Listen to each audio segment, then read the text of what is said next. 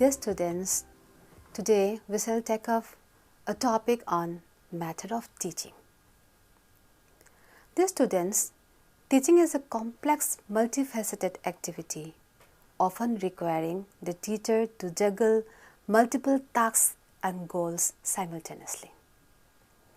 The term teaching method refers to the general principles, pedagogy, and management strategies used for instruction by the teachers to achieve the desired learning by the students. Teaching method depends on what fits the teacher's educational philosophy, classroom demography, and the subject area. Teaching methods can be categorized into 4 types: teacher-centered method, learner-centered methods, content-focused methods, and last one is interactive method. Let us discuss on teacher-centered method. In this approach, the students are viewed as empty vessels, whose primary role is to passively receive information with an end goal of testing and assessment. The teacher is looked upon by the learners as an expert or an authority. Examples of such methods are expository or lecture methods, which require little or no involvement of learners in the teaching process. Due to lack of involvement of the learners in what they are taught, such methods are also called closed-ended.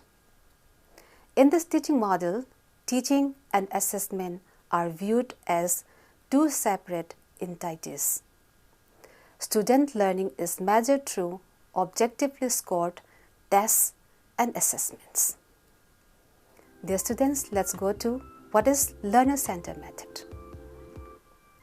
In learner-centered method, the teacher plays a dual role as a teacher and a learner at the same time, so that the classroom extends rather than constricts the teacher's intellectual horizons. While the teacher still holds the authority figure in this teaching model, the teacher and the students play an equally active role in the learning process. The teacher becomes more a resource rather than an authority, and his primary role is to facilitate student learning. In the process, the teacher also learns and discovers new things. Examples of learner-centered methods are discussion method, or discovery, or inquiry-based approach. In this method, teaching and assessment are connected, and student learning is continuously measured through both formal and informal forms of assessment, including group projects, student portfolios, and class participation. And let's see, what about content-focused methods? In content-focused methods, both the teacher and the learners have to fit into the content that is taught. Generally, this means the information and skills to be taught are regarded as sacrosanct. Emphasis is laid on the clarity and a careful analysis of the content, and both the teacher and the learners cannot alter or become critical of anything with the content. A method which subordinates the interests of the teacher and the learners by the content is the program learning approach. Let's come to another method, that is interactive method. The interactive method borrows a bit from the aforesaid 3 methods without necessarily laying undue emphasis on either the learner, content, or teacher. These methods are driven by the situational analysis of what is the most appropriate thing to do in a given situation for the learners and the teacher. Interactive methods require a participatory understanding of varied domains and factors. there are certain specific teaching methods. Let's discuss on that. The specific methods of teaching that can be applied during the course of classroom instruction. It is, however, important to note that the choice of any form of methods should not be arbitrary, but needs to be governed by the criteria as mentioned above.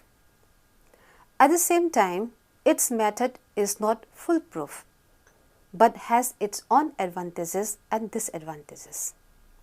Therefore, I would recommend the use of complementary methods rather than one single method. Let's see what lecture method is. We usually consider lecture as a normal method of teaching as it is convenient and the most suitable with large classroom sizes. Lecture is the oral relaying of factual information which includes principles, concepts, ideas, and theories about a given topic. The lecture actively tells, explains, describes, or relates whatever information the learner are required to learn or understand. It is therefore teacher-centered. The learners, on the other hand, are very inactive, doing all the listenings and understanding. Teachers usually use whiteboards or chalkboards to emphasize important points in their lecture. Today, many lectures are accompanied by some sort of visual aid, such as slideshow or a film. The lecture method of instruction is recommended for presenting an organized body of new information to the learner. And a good lecture should not be too long as to exceed the listener's attention span. It should address a single theme. In a good lecture, technical terms are carefully explained using illustrations with familiar examples and analogies.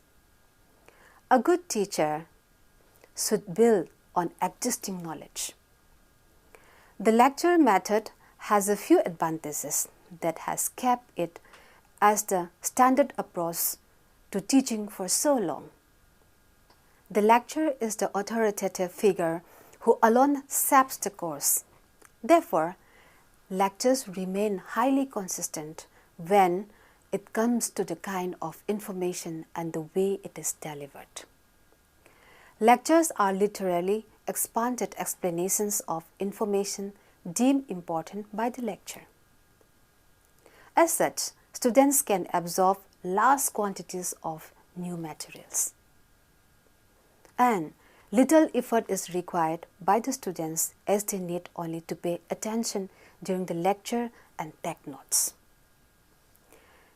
It is the most straightforward and uncomplicated way to expose students to large quantities of information. Despite the popularity of lectures, the lack of active involvement of learners limits its usefulness as a teaching method. Not being actively engaged in a discussion over certain material can make the material itself seem worthless to a student. Let's come to another method, that classroom discussion. Discussion in the classroom is the most common type of interactive teaching and involves a two-way communication between the teacher and the learners. The teacher gives equal opportunity for every student to interact and put forth their views. A discussion could also follow a presentation or a demonstration. It is therefore more active learning experience for the students. It helps to foster learners' involvement in what they are learning and consequently enhance student understanding, broaden student perspectives, highlight opposing viewpoints, reinforce knowledge, and build confidence. Discussions may also be used in the classroom for the purpose of relation development, making trainees apply what they have learned, or to monitor the learners by way of feedback. There is another method of teaching, that is cooperative teaching. Cooperative teaching refers to a method of classroom management that emphasizes group work and reciprocal teaching. Students learn best from their peers when working in groups. Cooperative learning establishes a personal connection between students and the topic of study by allowing students to actively participate in the learning process by talking with each other and listening to the views of one another. Group projects and discussions are examples of this teaching method. Teachers may employ cooperative teaching to assess students' ability to work as a team, leadership skills, or presentation abilities. A group discussion may cover the whole topic of study with the teacher acting as a resource for the students, answering questions and reviewing their progress as needed. Cooperative teaching is more effective than lectures in motivating learners and fostering them a sense of autonomy. Cooperative learning falls under the student-centered approach because learners are given responsibility of their learning and development. And here another teaching method is demonstration. Demonstration is the process of planned teaching of occupation skill or scientific principle through examples or experiments. A demonstrator may be used to prove a fact through a combination of visual evidence and associated reasoning. Demonstrations have to raise student interest and reinforce memory retention because they provide connections between facts and real world applications of those facts. And here another method of teaching is brainstorming. The purpose of a brainstorming session is to discover new bright ideas very quickly by encouraging participants to let ideas flow freely, building on and improving from previous ideas. No idea put forward, however crazy, should be rejected. The ideas are listed exactly as they are expressed on a board or flip chart or written on bits of paper. The combination of swiftly generated ideas usually leads to a very animated and energizing session. Even the more reserved participants should feel bold enough to contribute. After a brainstorming session, the ideas can be discussed further and evaluated. For example, listing the best options in a systematic way. Ideas, when grouped and analyzed, may lead to innovative ideas. A brainstorming session can work well with a large group and usually takes less time.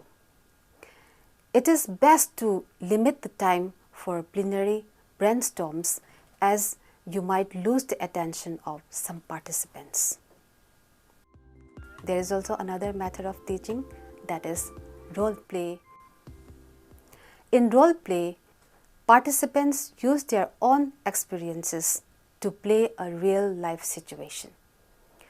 When done well, role play increases the participants' self-confidence, give them the opportunity to understand or even feel empathy for other people's viewpoints or roles, and usually end with practical answers, solutions, or guidelines. Some trainees may feel a role play is too exposing, threatening, or embarrassing. This reluctance may be overcome at the outset by careful explanation of the objectives and the outcome. Some role play can generate strong emotions amongst the participants. It is therefore essential that role play is followed by a thorough debriefing. This provides the opportunity for the trainer and the participant to raise and assess new issues. Let's see, another method of teaching is inquiry-based teaching. Inquiry-based teaching is a pedagogical approach where the students explore academic content by posing, investigating, and answering questions. Also known as problem-based teaching. This approach puts students' inquiry at the center of the curriculum. The role of the teacher is to help students generate their own content-related questions and guide the investigation that follows.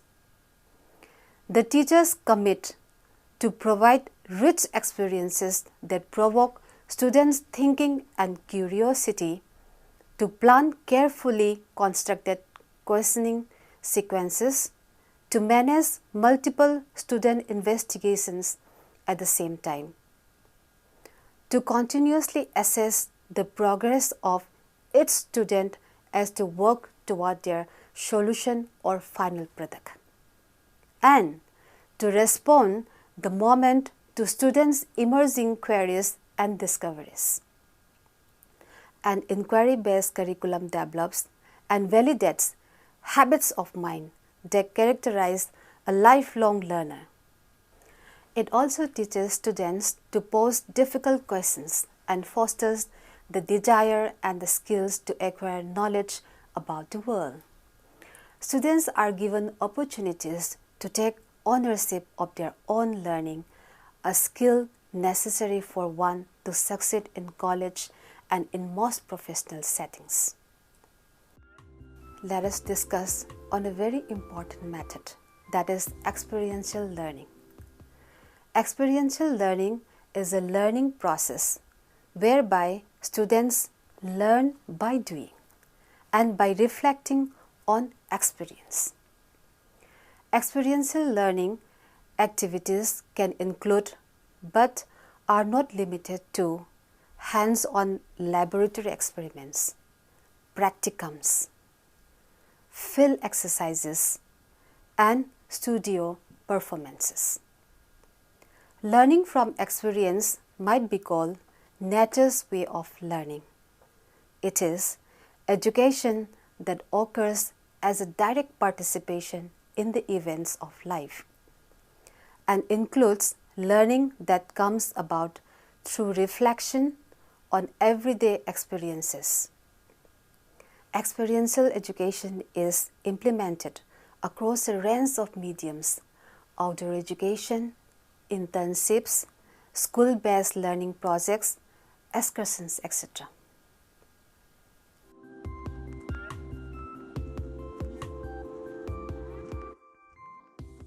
Dear students, before concluding, I consider it important to discuss the different learning styles of the students. An individual's learning style refers to the preferential way in which the student absorbs, processes, comprehends, and retains information. For example, when learning how to build a clock, some students understand the process by following verbal instructions, while others have to physically manipulate the clock themselves.